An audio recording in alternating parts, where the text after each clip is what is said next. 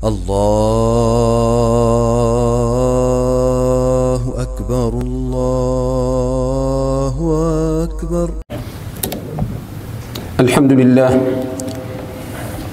لله نحمده ونستعينه ونستغفره ونؤمن به ونتوكل عليه ونعوذ بالله من شرور أنفسنا ومن سيئات أعمالنا. من يهد الله فلا مضل له ومن يضلل فلا هادي له، وأشهد أن لا إله إلا الله وحده لا شريك له، وأشهد أن سيدنا ونبينا وعظيمنا محمدا عبد الله ورسوله صلى الله عليه وعلى آله وصحبه وسلم تسليما كثيرا إلى يوم الدين. يا أيها الذين آمنوا اتقوا الله حق تقاته ولا تموتن إلا وأنتم مسلمون. يا أيها الناس اتقوا ربكم الذي خلقكم من نفس واحدة وخلق منها زوجها وبث منهما رجالا كثيرا ونساء، واتقوا الله الذي تساءلون به والأرحام إن الله كان عليكم رقيبا. يا أيها الذين آمنوا اتقوا الله وقولوا قولا سديدا يصلح لكم أعمالكم ويغفر لكم ذنوبكم، ومن يطع الله ورسوله فقد فاز فوزا عظيما. أما بعد، معاشر المؤمنين والمؤمنات، كان رسول الله صلى الله عليه وسلم جالسا بين أصحابه. كان النبي صلى الله عليه وسلم جالسا بين أصحابه فإذا به يسألهم هذا السؤال. Chers frères et sœurs, les croyants et les croyantes, les fidèles de la maison d'Allah Ta'ala, alors que le messager sallallahu alayhi wa sallam était assis en compagnie de Sahaba, de ses compagnons radiyallahu anhum, comme il avait l'habitude de le faire, c'est ainsi qu'il leur a posé une question. Le prophète sallallahu alayhi wa sallam, celui qui avait en charge la transmission du Coran, la transmission de la religion, la da'wa, celui qui avait en charge l'éducation de ses compagnons, l'éducation de la Ummah, celui qui était le meilleur éducateur, le meilleur enseignant, eh bien il leur a posé cette question. Ça fait partie de ses méthodes d'enseignement. Parfois il donne des exemples, yadribul amthal, et parfois il pose des questions pour susciter l'intérêt. Donc il leur pose cette question que vous connaissez, que vous avez déjà entendue, qui est dans un hadith rapporté dans le recueil de l'imam Muslim d'après Abu Huraira radiyallahu anhu. ما هو هذا السؤال أيها المؤمنون؟ قال لهم: أتدرون من المفلس؟ هذا هو السؤال. أتدرون من المفلس؟ قالوا: المفلس فينا من لا درهم له ولا متاع. فقال: إن المفلس من أمتي من يأتي يوم القيامة بصلاة وصيام وزكاة ويأتي وقد شتم هذا وقذف هذا وأكل مال هذا وسفك دم هذا وضرب هذا، فيعطى هذا من حسناته وهذا من حسناته، فإن فنيت حسناته قبل أن يقضى ما عليه أخذ من خطاياهم فطرحت عليه ثم طرح في النار. نسأل الله أن يعيذنا وإياكم من النار. المعركة ديال الإنسان في هذه الدنيا هي كيف يفوز بالجنة وينجى من النار.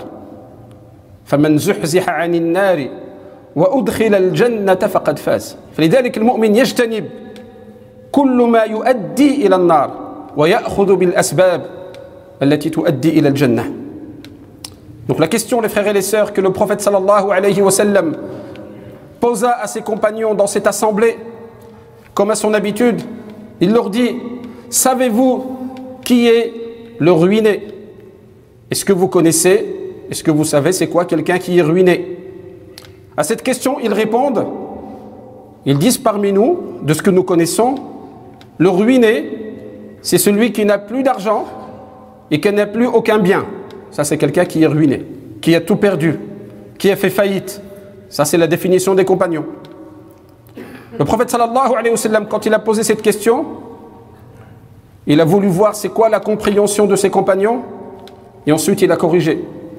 Il a dit, le ruiné parmi ma communauté, c'est celui qui viendra le jour du jugement, avec la prière, avec le jeûne, avec la zakat. Il viendra avec ça, alors qu'il a insulté celui-là, alors qu'il a diffamé celui-là. Qadhafa. Qadhafa, en arabe, c'est le fait de lancer. Al-qadf. Et dans ce contexte, c'est le fait de lancer une accusation contre quelqu'un. Accusation mensongère. Donc la diffamation. Donc il a fait quoi? Il a insulté celui-là. Il a diffamé celui-là. Il a mangé les biens, l'argent de celui-là. Donc la triche, l'escroquerie, etc. Il a fait couler le sang de celui-là. Il a frappé celui-là. Donc il y en a 5. Que je peux appeler les 5... on connaît les 5 piliers de l'islam, c'est les 5 piliers du mal. Les 5 piliers du mal qu'on peut faire à quelqu'un. Le fait de l'insulter. Le fait de le diffamer. Le fait de prendre ses biens, quel que soit le moyen.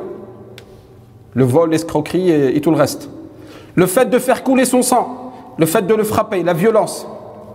Voilà, il a fait tout ça. Et qu'est-ce qui va se passer? Celui-là prendra de ses hasanat. Celui-là également, l'autre également, ils prendront de ses hasanat. Ils prendront de ses bonnes actions, de ses récompenses. Et lorsque toutes ces récompenses seront épuisées, toutes ces hasanat sont finies, épuisées, il prendra de leurs péchés. Faturiha finnar. Et il sera jeté en enfer. Il va prendre leurs péchés et il sera jeté en enfer.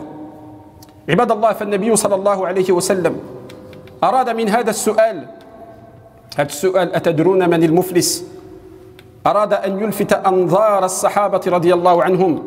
Le prophète صلى الله عليه وسلم, à travers cette question, il a voulu attirer l'attention de ses compagnons رضي الله عنهم. بل كل الأمة, et toute la communauté.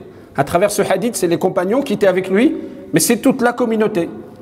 Il veut attirer notre attention, votre attention, sur quelque chose qui est important. يلفت الأنظار إلى أمر عظيم وإلى ناحية دقيقة طالما غفل عنها كثير من الناس ولم يفطنوا لها. Il veut attirer notre attention sur un côté important, mais très précis de la religion, très fin. Beaucoup de gens sont inconscients de ce côté-là de la religion. Chacun a sa compréhension de la religion. C'est pourquoi le prophète sallallahu alayhi wa sallam, il corrige. Tashihul mafahim, corriger les notions, corriger la compréhension. C'est ça qu'il est en train de faire. Et c'est ce que nous essayons de faire à nous-mêmes, et moi le premier, à travers ce rappel. Comment on doit comprendre notre religion. Donc il a voulu attirer leur attention là-dessus. Car ce côté-là de la religion, beaucoup de gens sont inconscients. Beaucoup de gens n'y prêtent pas attention. فهذا توضيح لمفهوم الإفلاس على حقيقته. Ici, le prophète sallallahu alayhi wa sallam, il a clarifié la notion de la ruine dans sa réalité. C'est quoi la ruine? Pour les compagnons radiyallahu anhum, pour nous, on a l'explication de la dunya. La ruine, c'est quand tu n'as plus rien. La ruine, c'est quand tu as tout perdu. Le commerce, l'argent, la maison, la voiture, tout est parti. On va dire, lui, il est ruiné. Le prophète sallallahu alayhi wa sallam, il dit, non, ça, c'est pas la ruine. La ruine de la dunya, c'est pas la ruine. La vraie ruine, c'est la ruine de Yawm al-Qiyamah. C'est quand tu es ruiné le jour du jugement. Donc vous voyez la différence de la réponse? Comment ils ont répondu, les compagnons? Ajab as-sahabatu radiyallahu anhum bima yatabadaru adh-dhihn fi ad-dunya wa bima huwa jarin fi 'urfihim wa 'ilmihim. Ils ont répondu de manière naturelle. Ce qui leur vient à l'esprit. C'est quoi le ruiné? À la question, ils ont répondu, c'est celui qui a tout perdu, qui n'a plus de dirham, c'est-à-dire qui n'a plus d'argent, qui n'a plus rien. Ils ont répondu de la manière qu'ils connaissent, de la manière qu'ils savent. Mais le prophète sallallahu alayhi wa sallam, lakin al-Rasul sallallahu alayhi wa sallam, bima annahu yahtammu bil haqiqati duna as-sura wa yahtammu bil waqi'i duna al-madhar. Comme le prophète sallallahu alayhi wa sallam, il est beaucoup plus intéressé à la réalité des choses, à la vérité des choses, plutôt qu'à l'image, Dans ce bas monde, on est plus intéressé par l'image, par l'apparence des choses. Le prophète sallallahu alayhi wa sallam, il est intéressé par quoi? La réalité des choses, la profondeur des choses, la vérité qu'il y a dans les choses.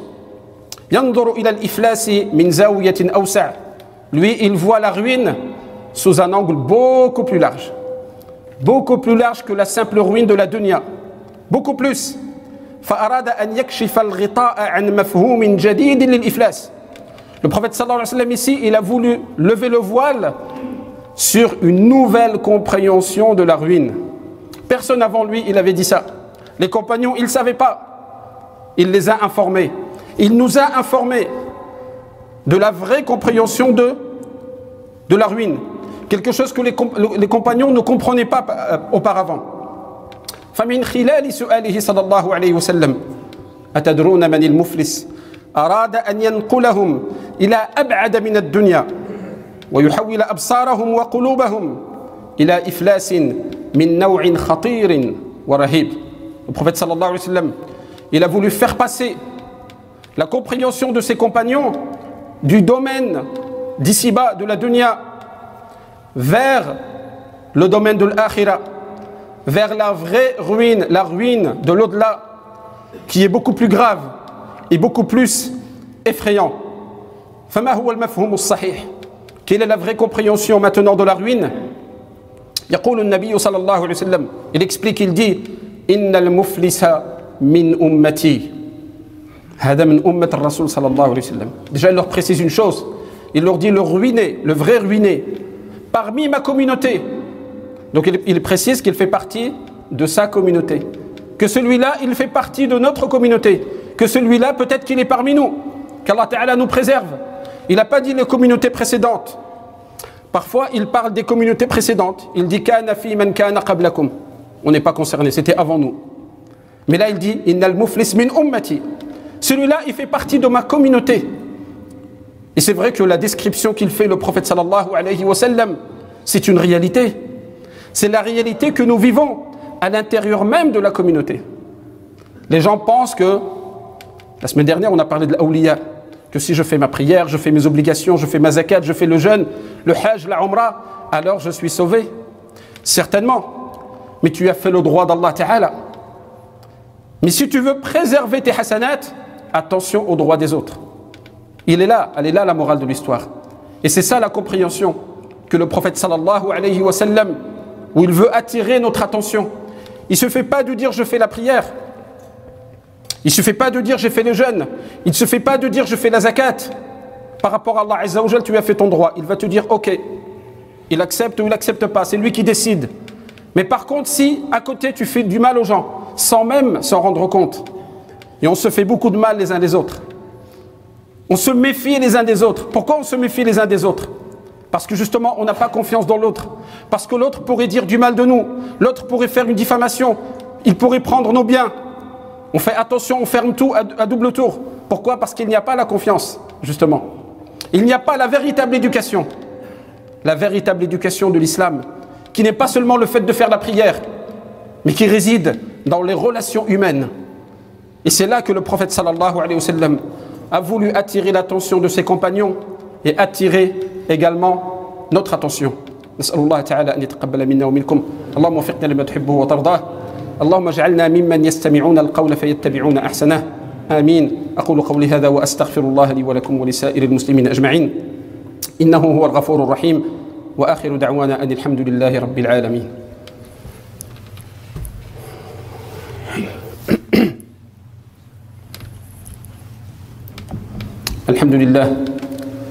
الحمد لله رب العالمين وأشهد أن لا إله إلا الله ولي الصالحين وأشهد أن سيدنا ونبينا وحبيبنا محمدا عبد الله ورسوله خاتم الأنبياء والمرسلين اللهم صل وسلم وبارك وأنعم على هذا النبي الكريم وعلى آله وأصحابه أجمعين وعلى التابعين ومن تبعهم بإحسان إلى يوم الدين أما بعد عباد الله chers frères et sœurs serviteurs d'Allah هذا الحديث حديث عظيم ce hadith du prophète sallallahu alayhi wa sallam que nous avons souhaité faire aujourd'hui pour ce rappel que nous avons souhaité partager ensemble attirer votre attention et la nôtre sur ce hadith c'est un hadith très très grand.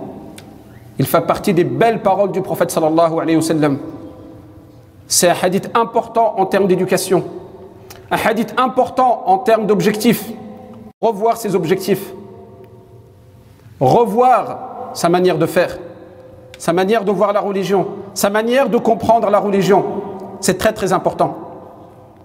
هذا الحديث يبين حقوق العباد. Ce hadith, il démontre l'importance des droits des serviteurs d'Allah, le droit de ses créatures. Il ne s'agit pas ici seulement des musulmans. Ce n'est pas seulement les musulmans. C'est toutes les créatures d'Allah. Même les animaux. Tout ce qu'on aura fait comme mal aux créatures d'Allah, eh bien, on va le payer. فحقوق العباد معاشر الصالحين والصالحات لا تسقط بالطاعة ولا بالاستغفار. هذه قاعدة مهمة. حقوق العباد لا تسقط بالطاعة ولا بالاستغفار. إذا ظلمت شي واحد أخا صليت الليل كامل ولا تصلي الحياة كلها لا يسقط حق العباد. لا بدأ تأدي ليه الحق ديالو ولا يسمح لك على الأقل. لا يسقط بالاستغفار ولو تقول يا ربي تبت إليك وأستغفرك واخا هذا بينك وبين الله تتوب إلى الله وتستغفره واخا ولكن لا يسقط حق العباد. لا يسقط حق العباد إلا أن تؤدي حق العباد. ما كاينش شي حاجة أخرى. هذه قاعدة مهمة جدا. Sachez les frères et les sœurs que le droit des autres, la relation avec les autres ne peut pas être levée avec les adorations ou avec le istighfar, avec le dua. Je m'explique, si tu as fait du mal à quelqu'un, il ne suffit pas de dire j'ai fait la prière, ça y est, c'est passé. J'ai fait l'istighfar, je demande pardon à Allah, c'est passé. J'ai fait tauba, c'est passé. Si c'est entre toi et Allah, un manquement dans la prière, un manquement dans ses droits à lui, un manquement dans le jeûne, c'est entre toi et lui. Allah, il est pardonneur et miséricordieux. Mais est-ce que nous, on est miséricordieux entre nous? Ce n'est pas garanti. Allah, il peut te pardonner ce qu'il y a entre toi et lui. Il n'y a pas de problème. Mais le droit des autres, le mal que tu as pu faire aux autres, par la parole, ne serait-ce que par la parole, et ça, on est les champions du monde de la calomnie. Il faut le dire, il faut dire la vérité. Et ça n'arrête pas, et ça continue. On est les champions du monde de tout ça. Que ça soit un mal qui est fait par la parole ou par la main, c'est-à-dire physiquement, où on lui a pris ses biens, eh bien ça ne... Allah Ta'ala, il ne le pardonnera pas parce que tu as fait la prière ou tu as fait l'istighfar. Inna huquq al-ibad mutawaqqifa ala at-tahallul minha. Les droits des autres, ils dépendent de quoi? Eh bien, il faut absolument les régler. Ils dépendent de leur règlement. At-tahallul, c'est le fait de se libérer du droit des autres. Et comment ça se passe? Il faut absolument les régler. Il est dommage. Vous voyez, ce hadith, il concerne qui? La umma du prophète sallallahu alayhi wa sallam. Il fait partie de sa communauté. Il a dit, c'est quelqu'un de ma communauté. C'est n'importe qui de sa communauté qui est ruiné, qui demain sera ruiné. Ce hadith, il concerne qui, à votre avis? Il a dit quoi, le prophète sallallahu alayhi wa sallam? Quelqu'un qui prie. Ça ne concerne pas quelqu'un qui est loin de la mosquée. Vous voyez parfois les gens qui sont loin de la mosquée, hein, qu'on aime bien critiquer, il est loin de la mosquée, il n'est pas bien. Qui te dit que toi tu es bien? Le prophète sallallahu alayhi wa sallam, il vient de dire que le ruiné, c'est pas celui qui ne fait pas la prière. Hein. Lui, on n'en parle pas, c'est autre chose. C'est entre lui et Allah. Laisse-le tranquille. Regarde-toi qui fais la prière, tu es concerné par ce hadith. Regarde-toi qui fais le jeûne. En ce moment, il y a les jours blancs, etc. Il y a des gens, ils jeûnent tout le temps. Regarde-toi qui fais des zakat et qui fais des sadaqat. Ce hadith, il te concerne. Ce hadith, il concerne, comme on dit, les croyants pratiquants. Il concerne as-salihin, les vertueux. Il concerne des gens qui sont tout le temps à la mosquée, au premier rang. Rassurez-vous, je vise personne. Hein, je n'ai pas de nom en tête. Mais c'est important, c'est pour attirer notre attention. Wow, ce hadith, il me concerne. Ça ne concerne pas quelqu'un qui est loin de la mosquée, qui ne prie pas, qui ne fait pas zakat, qui n'est pas musulman. Non, ça concerne un bon musulman, exemplaire, qui d'ailleurs, il pense qu'il est déjà au paradis. Attention, on peut te garantir le paradis si tu fais du mal à personne. Le musulman, comment il est avec les autres? Le musulman, il fait du bien avec les autres. Il y a deux niveaux. Soit tu fais du bien avec les autres, soit au minimum, tu ne fais pas de mal aux autres. Ça, c'est le minimum. Tu ne veux pas faire du bien? Tu ne veux pas être utile à ta communauté? Tu ne veux pas être parmi les meilleurs? Les meilleures personnes, c'est ceux qui sont utiles aux autres. Tu ne veux pas faire ça? D'accord. Le minimum pour te préserver, pour préserver ta prière que tu es en train de faire, parce que tu travailles pour les autres, hein. Tous ceux que tu critiques, tu fais du mal, tu dis du mal derrière eux, eh ben, tu es en train de travailler pour lui. C'est dommage. Tu fais des hasanats pour lui. Tu fais du jeûne, tu te prives de manger et boire, c'est pour lui. Au final, c'est lui qui aura toutes tes hasanats. À faire très attention. Donc ce hadith, pourquoi est-ce qu'on n'y pense pas? Parce qu'il concerne des gens qui sont bien. Il concerne des gens qui sont dans la religion. Il concerne des gens qui ont fait le pèlerinage. Il concerne les gens qui sont les plus exemplaires de la communauté. Et le prophète sallallahu alayhi wa sallam leur dit, faites attention. Ne croyez pas que vous avez réussi. Ne croyez pas que vous êtes arrivé. Le Coran, il dit, Man ja'a bil hasanah, celui qui vient avec une bonne action. C'est-à-dire, c'est pas il l'a fait, il l'a perdu en cours de route. Il est arrivé avec. Il est arrivé avec, il l'a conservé. C'est pourquoi les savants, ils disent, parmi les choses qui nous permettent de préserver nos bonnes actions, préserver nos récompenses, c'est ne pas faire du mal aux autres. C'est faire attention aux droits des autres. Imaginez des montagnes de hasanat, et il va tout perdre. Il va donner à lui parce qu'il lui a fait du mal. Il va donner à lui parce qu'il a triché avec lui. Le fait de manger le bien d'autrui, c'est très facile. Hein. C'est pas forcément le voleur. Hein, c'est le fait que tu vendes une voiture à quelqu'un avec des défauts, tu lui as pas dit. Tu lui dis à le coup de temps, alors que lui, il va devoir réparer plein de choses. Tu as mangé une partie de ses biens. Pareil pour une maison. Pareil pour toute marchandise. Vous voyez, c'est facile. Hein. On peut facilement tomber dans ce hadith. J'ai mangé le bien de quelqu'un. Même 1 euro, même 1 centime. Je devrais le payer. Yawm al-Qiyamah, on le paye beaucoup plus cher. On le paye avec la seule monnaie qu'on a là-bas. C'est-à-dire al-hasanat. La seule monnaie. Et ce hadith, d'ailleurs, il est confirmé par un autre hadith. Et je terminerai là-dessus. De notre messager sallallahu alayhi wa sallam. يقول النبي عليه الصلاة والسلام من كانت له مظلمة لأخيه من عرضه أو شيء فليتحلل منه قبل أن لا يكون دينار ولا درهم إن كان له عمل صالح أخذ منه بقدر مظلمته وإن لم تكن له حسنات أخذ من سيئات صاحبه فحمل عليه. هذا الحديث يؤيد الحديث الآخر. Le prophète sallallahu alayhi wa sallam dans ce hadith, il dit à ses compagnons, faites attention. Après les avoir prévenus, c'est quoi le ruiner? Il leur dit, faites attention. Que celui qui a fait un tort à son frère, que celui qui a causé un préjudice, une injustice à son frère, qu'il lui règle ici-bas. Qu'il aille lui régler ici. Il lui demande pardon. S'il lui pardonne, c'est bon. Ou alors il lui règle le préjudice, il paye les dommages intérêts, etc. Il faut qu'il le règle aujourd'hui avant qu'il n'y ait plus de dinar et dirham. C'est-à-dire avant qu'il n'y ait plus la monnaie d'ici. La monnaie d'ici, c'est facile, tu peux régler. Mais demain, tu ne l'as pas. Et c'est quoi? In kana lahu amalun salih. Si, à condition qu'il a des bonnes actions, des hasanat, eh bien l'autre, il prendra de ses hasanat. Et s'il n'a plus de hasanat, c'est lui qui prendra les péchés de l'autre et il sera jeté en enfer. Il va supporter comme un fardeau les sayyi'at de l'autre. C'est pourquoi il est important à tous, à toutes, notamment aux plus jeunes qui apprennent la religion, qui n'ont pas encore forcément l'expérience, attention aux droits des autres. Attention aux autres. Le droit d'Allah, la prière, la ibada, c'est connu, c'est réglé. Tawhid, al-ibada, salat, siyam, zakat. C'est même pas négociable. Attention à la chose, la chose qu'on fait facilement, aisément, de manière confortable. Attention au mal qu'on fait aux autres. Attention à la mauvaise opinion qu'on se fait des autres. On ne doit pas se faire une mauvaise opinion des autres. Lisez Surat al-Hujurat, la Surat les appartements. Mais aujourd'hui, tout ça, c'est devenu notre sport national. Je dirais même international. Dans nos pays d'origine et dans nos pays d'accueil. C'est comme ça, c'est notre sport favori. Parler d'Allah Ta'ala, ça évite de parler des autres. Attention aux droits des autres. Attention au bien des autres. Attention à l'honneur des autres. Attention au sang des autres. C'est haram.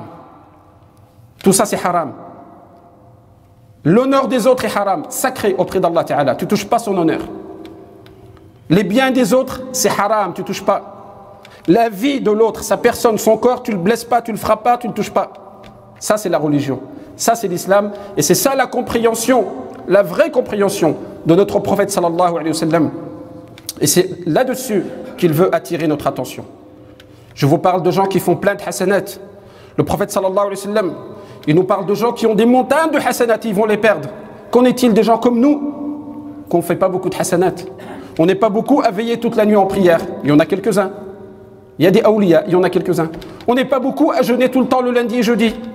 Pas beaucoup. On est occupé par la dunya.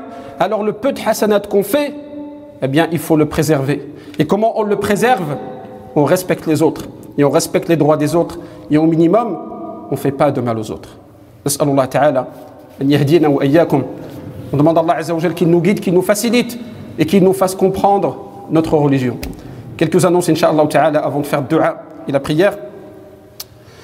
Comme vous le savez, il y a le frère qui a parlé juste avant, le Jam'iyya qui vient d'Espagne. Et donc, on fait une collecte aujourd'hui pour cette association, pour le projet de leur mosquée, Inch'Allah. On demande à Allah Azza wa Jal qu'ils mettent la baraka dans leur projet. Et on demande à Allah ta'ala d'accepter toute personne qui va faire un don. اليوم إن شاء الله كنجمع التبرعات لصالح جمعية إسلامية وإخوان مسلمين لنا في إسبانيا. نسأل الله أن يبارك في مشروعهم ونسأل الله أن يتقبل من الجميع. Donc ça c'est le premier i'lan, la première annonce. Deuxième annonce, vendredi prochain nous avons aussi une collecte. Donc là c'est au profit d'une association au Maroc et qui sont chargés de creuser des puits. Et donc c'est le frère Ahmed Al-Muqaddmi qui est l'intermédiaire entre notre jama'a et cette association. Et on fera une collecte pour eux vendredi prochain, Inch'Allah. الجمعة المقبلة إن شاء الله عندنا جمع التبرعات لواحد الجمعية في المغرب اللي كتكلف بحفر الآبار وتزويد السكان بالماء الصالح للشرب. يعني كما كتعرفوا البلاد الحالة يعني أصلا كانت الحالة صعيبة وهذه السنة مع هذا الوباء هي أصعب يعني الساكنة الناس بقوا بدون عمل بدون ماء بدون شيء. Comme vous le savez, la situation, notamment dans nos pays d'origine, pour la plupart on est du Maghreb, la semaine dernière on a fait une collecte pour le Soudan, etc. La situation était déjà difficile, avec cette maladie la situation est encore plus difficile. Nous avons des membres de nos familles qui sont sans travail depuis des mois. Donc c'est pour ça que quand on peut aider, on aide fi sabilillah. Ils ne sont pas aidés. Certes, les artistes, les chanteurs, tout ça, ils sont aidés, mais les gens du peuple, ils ne sont pas aidés. Donc ça, c'est une autre histoire. Donc si on peut aider, c'est une très très bonne chose. On demande à Allah Azza wa Jal qu'il accepte l'aide de chaque personne et qu'il accepte la sadaqat de chaque personne. Autre annonce par rapport à la rentrée scolaire. Donc demain, Inch'Allah ta'ala, enfin, il y a la rentrée scolaire.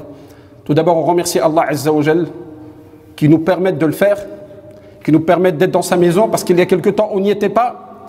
Qu'ils permettent à nos enfants de revenir à l'école et de revenir aussi à la mosquée, parce qu'il y a quelque temps, ils n'y étaient pas. C'est la première réflexion. On remercie Allah. On exprime notre reconnaissance à Allah Azza wa Jal, parce que c'est lui qui permet les choses. Si un jour il veut une nouvelle fois nous priver de la mosquée, il va nous priver. La dernière fois, il ne nous a pas envoyé un préavis, il ne nous a pas prévenu. C'est lui qui décide. Allah Ta'ala dit à une chose, soit et allez. Donc il faut remercier Allah Azza wa Jal. Et à ce titre, il faut s'entraider pour que la rentrée se passe dans les meilleures conditions. Respecter toutes les consignes qu'on vous a envoyées, Inch'Allah ta'ala.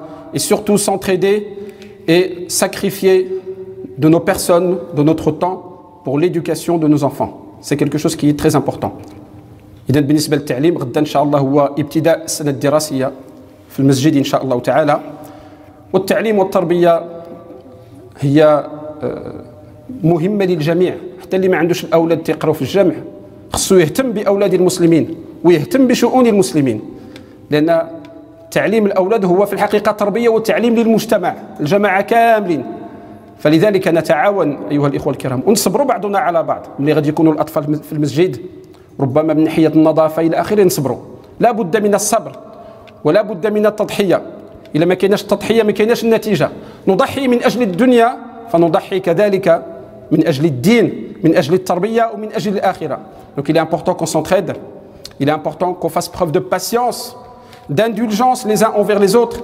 Il est important qu'on se sacrifie. C'est vrai que les parents, notamment, je vais faire une petite parenthèse, l'histoire des créneaux. Vous voyez, les créneaux samedi matin, samedi après-midi, dimanche matin, etc. Ça a été quelque chose de très difficile à mettre en place pour répondre aux besoins et aux contraintes des parents. Quand il y a des contraintes, c'est compréhensible, mais quand c'est pour le confort personnel, là c'est moins compréhensible.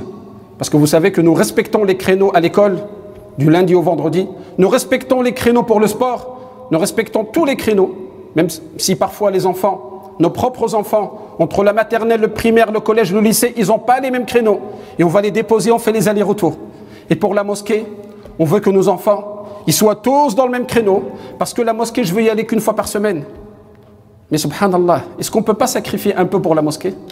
Est-ce qu'on ne peut pas sacrifier un peu pour le plus important, c'est-à-dire nos enfants? Nos enfants sont plus importants que nos voitures. Ils sont plus importants que notre repos. Parce que c'est leur éducation, c'est la religion. Et quand on ne sera plus là, c'est eux qui vont faire des duas pour nous. Donc évidemment, c'est un rappel, c'est très important. C'est très important. Il faut pouvoir se sacrifier. D'autant plus qu'on a mis des créneaux à 8h30 et à 9h. Eh oui, on n'a pas le choix. 13h30 et 14h15, après Salat Dohr. Donc parfois, vous serez peut-être amené à ramener un et à aller chercher l'autre. Ceux qui habitent pas loin de la mosquée, en plus, subhanallah. Effectivement, ceux qui habitent loin, on peut comprendre. Mais j'attire votre attention sur quoi? Qu'est-ce que Allah Ta'ala va penser de nous lorsqu'on se sacrifie toute la journée pour dunya, pour l'école? Je dépose lui au lycée, lui au collège, et à la fin de la journée, lui il fait du basket, l'autre il fait de la natation, l'autre il fait du foot, je dépose tout le monde, je cours dans tous les sens pour dunya. Et pour la mosquée, je ne veux pas courir plus d'une fois par semaine. Il faut réfléchir. Ce n'est pas une critique. Tout ce que je dis, je le dis avec le mahabba. Il n'y a pas de critique. Walakin, c'est pour attirer notre attention sur une chose. Pour se dire, mais quand même, pour dunya, je suis prêt à courir. La voiture, le plein, c'est pas grave. Pour din, je ne suis pas prêt. Subhanallah, je le fais avec plaisir. L'essence que tu vas dépenser pour ramener tes enfants à la mosquée, tu as des hasanat. Tu as pris le chemin de la science. Quiconque il prend un chemin pour aller chercher la science, pour lui ou pour ses enfants. C'est pour que tes enfants, ils apprennent. Allah, il te facilite et il leur facilite un chemin vers le paradis. C'est très important de remettre ces notions dans nos esprits, remettre ces notions dans nos cœurs. Et Allah, on n'aura aucun résultat si on ne se sacrifie pas. Il n'y aura pas de résultat s'il n'y a pas de sacrifice. Lorsqu'on s'est sacrifié pour dunya, qu'on a laissé nos parents et on est venu, il y a un résultat. On a gagné de dunya. On a des maisons ici, on a des maisons au bled, on a, alhamdoulilah, la retraite, tout ce qu'il faut. Par contre, et là je ne parle pas des papas, parce que nos papas, ils se sont sacrifiés. Ici à Gien, les papas avant, ils se sont sacrifiés. Ils allaient chercher des professeurs à Paris, qui passaient le week-end, ils leur payaient leur déplacement, ils étaient logés, nourris, pour faire des cours à leurs enfants ici à Gien. Ils l'ont fait, les anciens. Nos parents, ils l'ont fait pour qu'on puisse apprendre. Qu'est-ce que nous, maintenant, les parents d'aujourd'hui, on fait pour nos enfants pour qu'ils puissent apprendre? On a l'impression que parfois, alhamdoulilah, il y a des parents qui comprennent, on a l'impression que d'autres, on dirait c'est fouq shib'a. C'est-à-dire, c'est le truc qu'on n'a pas besoin. Vraiment, ils nous mettent plein de conditions, plein de difficultés pour l'apprentissage de leurs enfants. Subhanallah. Si tu ne veux pas que tes enfants ils apprennent, c'est ta responsabilité. C'est toi qui vas rendre des comptes à Allah Azza wa Jal. C'est pourquoi tout ce que vous allez faire pour que vos enfants apprennent, chaque euro que vous allez dépenser, chaque moyen que vous allez mettre, Allah Ta'ala va vous récompenser. Allah vous mettra la baraka dans vos maisons, vous mettra la baraka dans la santé, vous mettra la baraka dans vos enfants, Inch'Allah Ta'ala. Ils auront la baraka dans le Coran, ils auront la baraka dans leurs études. Et ça, on l'a vu chez les gens. Les gens qui se sont sacrifiés, leurs enfants, ils ont réussi à la mosquée, ils ont réussi à l'extérieur. On demande à Allah Azza wa Jal, c'est ce qu'on souhaite, la réussite de tous nos enfants, Inch'Allah Ta'ala. On demande à Allah Ta'ala qui vous mette la baraka dans vos enfants, dans votre santé, dans vos biens, dans vos parents. On demande à Allah Ta'ala qu'il nous donne la réussite de cette année scolaire, Inch'Allah.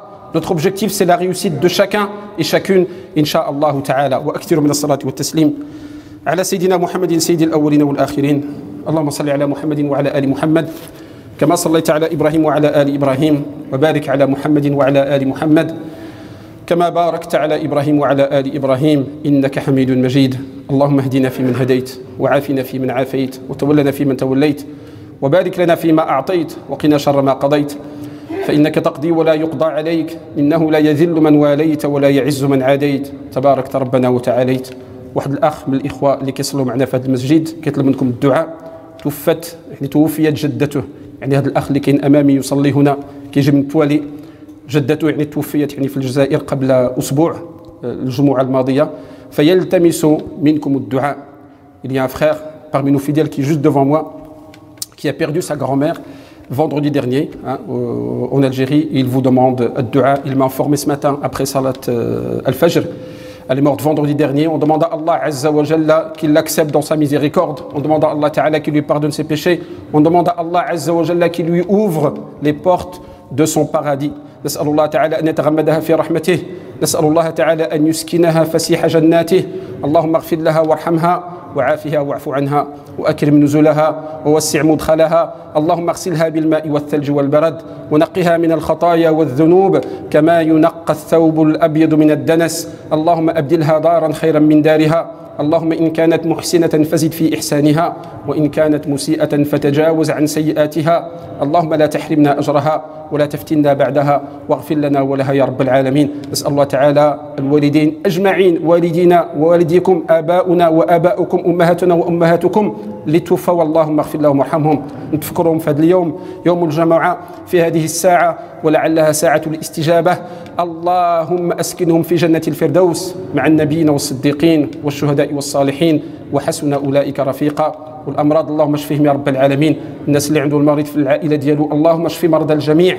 نسأل الله تعالى أن يرفع عنا الوباء والبلاء. اللهم ارفع عنا الوباء والبلاء إنك على كل شيء قدير وبالإجابة جدير. آمين يا رب العالمين. إن الله يأمر بالعدل والإحسان وإيتاء ذي القربى وينهى عن الفحشاء والمنكر والبغي يعظكم لعلكم تذكرون.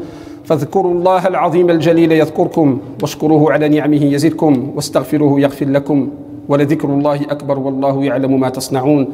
ربنا آتنا في الدنيا حسنة وفي الآخرة حسنة وقنا عذاب النار وأدخلنا الجنة مع الأبرار يا عزيز ويا غفار. سبحان ربك رب العزة عما يصفون وسلام على المرسلين والحمد لله رب العالمين.